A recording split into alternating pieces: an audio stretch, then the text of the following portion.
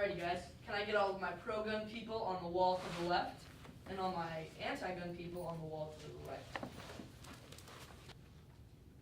Guns offer a sense of safety.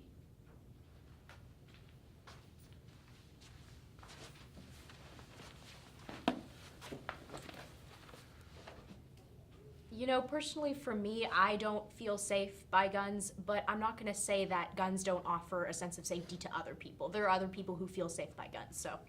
I grew up in a family that has many guns. My grandparents own guns. It's always been in my family, and I think that having a gun in a house it makes me feel safer. I don't feel safe with a gun, like in general. Like I don't, like if I'm somewhere where I know that there's a gun, I don't feel safe because what's to say that someone isn't gonna come and take that gun who isn't trained to use it and harm other people with it. I mean, I would agree with Nidhi that I don't feel safe around guns, and I'm not saying that guns actually do provide security.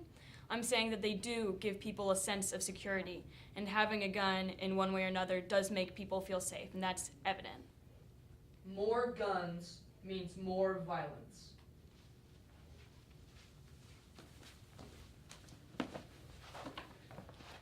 I mean, you can look at the studies. In places with lots of guns, there's a higher rate of violence. Yeah. In places with less guns, there's a lower rate of violence.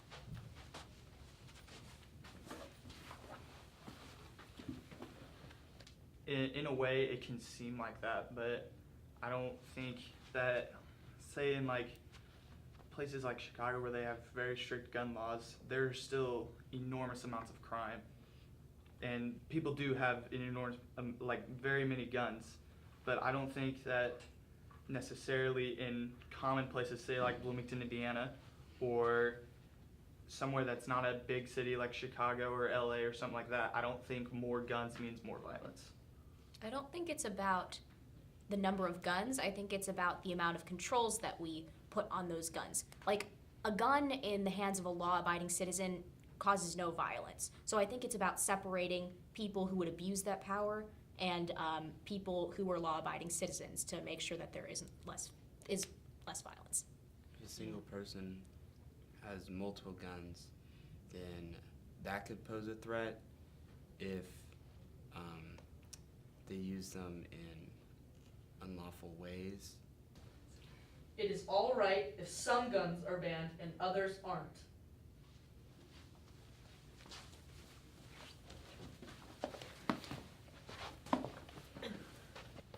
Civilians have no need for military-grade weapons. If a lot of people saw self-defense as a need for a gun, these are made for the offensive, right? And they can't be used for sport shooting, they can't be used for hunting. I think that some guns do need to be banned.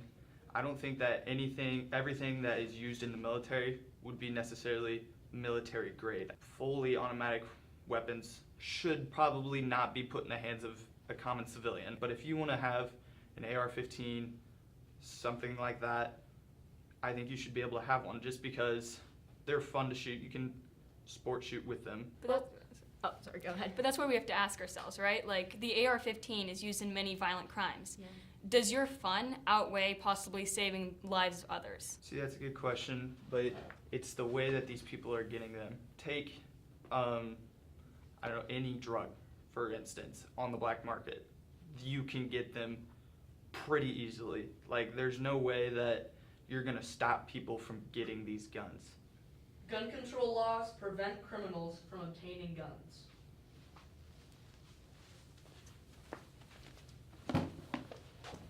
I mean, there's still ways to get a gun, but it is so much harder, and it's just a huge deterrent.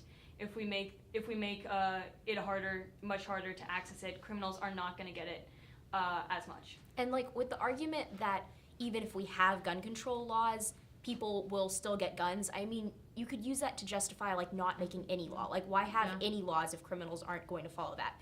The laws will stop some people, so it is on balance positive. I do not think that will stop all criminals from getting them. They will go through anything to get them, not just because background checks or stuff like that. I agree that that if there's a will, there's a way, that they will try to get a gun. But I think that if we make more preventions to try and filter out those people that are criminals, and that we will find a way to deteriorate the amount of crime just by.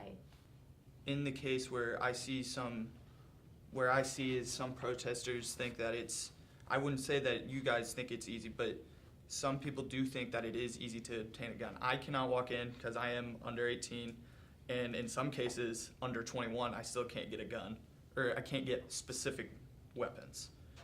But I think currently, as it is, it's still very hard to get a gun. You still have to go in, state you're either over 18, over 21.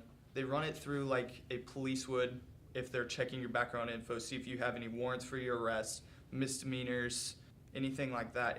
You cannot get a gun if you have had any history of anything that is not good. Well, the current background check system is actually pretty broken. States don't have to submit their mental health records. So the only way you can be denied from getting a gun if you are mentally ill is if you have been declared mentally ill in court. There are gaps in the background check system, and it is very slow and broken currently. Guns don't kill people. People kill people.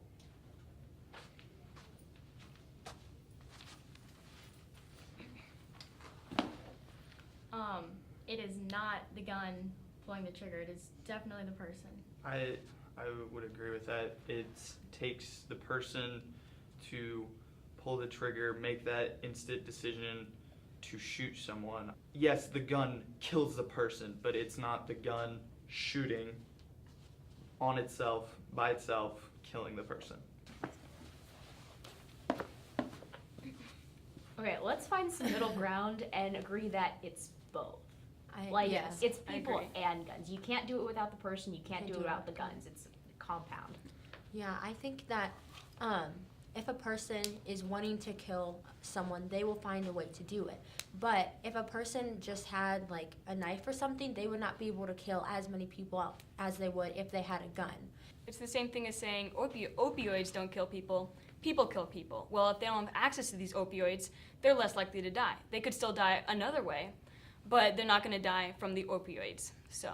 Fair point, but I would say in the case of a knife, God forbid somebody do it, but if you're very discreet about it, I think that if you're in a very dense place with a knife, I think you could probably kill more people than with a pistol with 15 rounds in it. It's harder to apprehend someone with a gun than it is to apprehend someone with a knife. You can tackle someone with a knife without fear of them killing you instantly.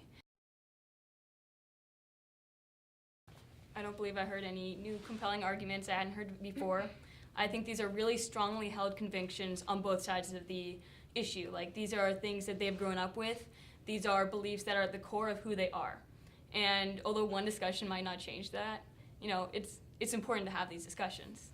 I would agree. I think discussing may or may not change at this point in my life. I'm definitely open to ideas, but I don't think at this point that my views have changed. And I think from what I heard, I don't necessarily think we need to change our point of view. I feel like both sides are at the point right now where we're able to agree on some common sense stuff.